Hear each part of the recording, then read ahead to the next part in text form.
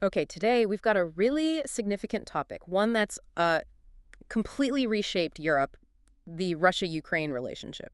Yeah, it's incredibly complex. Deep historical roots, current conflicts. Exactly. So our goal for you today is to unpack some of that history, look at the different motives stated and, well, maybe unstated, and get a sense of the human and economic impact right now, based on the sources we've looked at. Let's start with the history then. It's crucial. Right. We're talking centuries where modern Ukraine was largely under Russian or Soviet control. Over 300 years, really. Until 1991. That's the key date. Huge moment. Over 90% of Ukrainians voted for independence then. But the post-Soviet period, well, it wasn't smooth sailing. New tensions popped up almost immediately. Like what specifically? Well, think about 1990. There were these verbal assurances, apparently, that NATO wouldn't expand 1 inch eastward beyond Germany. Yes. Russia sees that as a broken promise, right? A major grievance. Definitely. And then just a few years later, 1994, you have the Budapest Memorandum. This is where Ukraine gave up its nukes. Exactly. The third largest arsenal in the world at the time. They gave it up for security guarantees from Russia, the UK, and the US. Guarantees that didn't exactly hold up from either side's perspective later on. Both accused the other of violations. It became a real flashpoint. And it's fascinating. Russia itself actually considered joining NATO back then. Under Yeltsin and even early Putin. Yeah, in the 90s and early 2000s. But NATO, well, they didn't really go for it. Why not? Some analysis suggests, bringing Russia in might have sort of undermined NATO's original purpose and maybe impacted the military-industrial complex, which some sources argue benefits from, well, ongoing tensions. Interesting point. Okay, so fast forward a bit. Early 2000s. Putin initially supports the U.S. after 9/11. He did, but then things shifted. Opposition to the Iraq War, growing suspicion of the West. And events in Ukraine itself played a big role, didn't they? Absolutely. The 2004 Orange Revolution, the 2013 Euromaidan protests, Russia saw those as Western-backed moves, destabilizing, pulling Ukraine away from Moscow. And connecting to that, remember William Burns, the U.S. ambassador back in 2008? He explicitly warned Washington about strong Russian opposition to Ukraine or Georgia joining NATO. He even predicted intervention. A pretty stark warning. Okay, so that gives us some historical context. Let's talk motives now. From Russia's side, what are the key drivers, according to the sources? Well, there are these historical claims, this idea of Ukrainians and Russians being one people, Ukraine being an artificial state. That's one narrative. And the security angle? NATO. Definitely.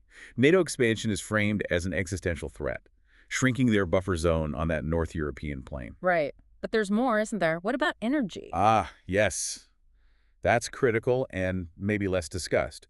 Ukraine has potential shale gas, significant Black Sea reserves. Which could challenge Russia's dominance as Europe's gas supplier. Exactly. A threat to a key part of Russia's economy.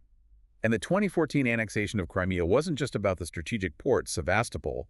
It also effectively seized a lot of Ukraine's potential offshore gas fields. Got it. So a mix of history, security, and economics from Moscow's perspective. What about Ukraine's motives? Seems clearer. Yeah, fundamentally, it's about defending their independence, their sovereignty. And their choice to integrate more with the West, right? The EU, NATO eventually. That's their stated path, and for NATO and the U.S. Stated goals are collective security, promoting democracy. Okay, let's shift to the current situation. Since February 2022, the full-scale invasion, where do things stand now? It's grim. Russia controls roughly a fifth of Ukraine. It's become a brutal war of attrition, just grinding down resources, manpower. The human cost is staggering. Tens of thousands of military deaths on both sides. Over 12,900 confirmed civilian deaths, likely much higher. Millions displaced. Yeah, humanitarian catastrophe. And the economic toll is huge, too. Well, Russia's facing high inflation, high interest rates. They're pouring, a third of their federal budget into defense now. Wow. And Ukraine. Massive loss of economic output, infrastructure destroyed. It's generational damage. And talks. Any progress there? Seems stalled. The sources point to Russia's demands neutrality for Ukraine. Territorial concessions as just unrealistic for Kyiv to accept. Makes sense. So looking at the bigger picture now, who's really losing in all this? Well, undeniably, the Ukrainian people are losing the most. Lives, homes, land, just immense suffering. And average Russians. They're also paying a heavy price. Economically, yes, but also in terms of human lives lost in the conflict. So widespread loss. But are there potential beneficiaries? It feels uncomfortable to ask, but It's a valid question raised by some sources.